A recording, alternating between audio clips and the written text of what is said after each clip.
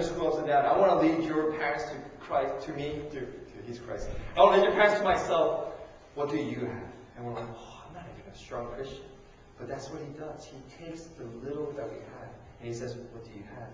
Because it's not what you have. He takes what you offer, and He does something with it. Does that make sense? I look at Ben. I'm sure Ben was a little dork sometimes too when he was really young. Ben, like, Ben, the praise leader you got? Ben, I'm sure like. But somewhere along the line, God taught him guitar, God gave him a faith, and God said, Ben, I want to make you a worship leader. That just doesn't happen overnight. No one's born naturally to be a worship leader. God takes his little desire to learn music. Maybe he learned guitar for something, and Ben just says, God, I'll do it for you.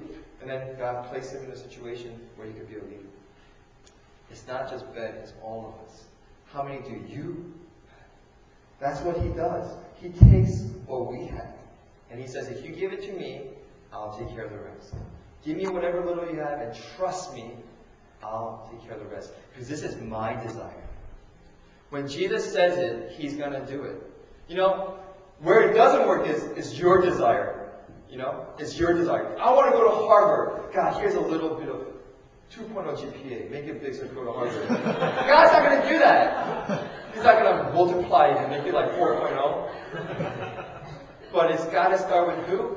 His desire. What is God doing? What does He desire to do in your church, in your family, in your life, in your school? Once you know that, you're like, oh gosh, God, you're crazy. That's crazy. That can never be done. Don't ever tell God it can't be done. He's like, alright. Don't ever tell God you can't do something. Because He just loves that. He just loves to prove us wrong sometimes. Because He can do anything. You know, give you an example from Old Testament. Philistines and Israel were at a standstill. They were one mountain, the other mountain. They're like calling each other's names. And then Israelites, you know, King Saul and Philistines had this huge guy named Goliath. The Bible tells us he was 9 feet tall. Definitely wasn't Korean. And he was wearing an armor that weighed 125 pounds. That's the weight that I graduated high school with. So he was like wearing me.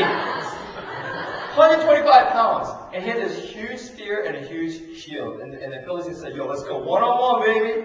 You bring your best and I'll bring my best.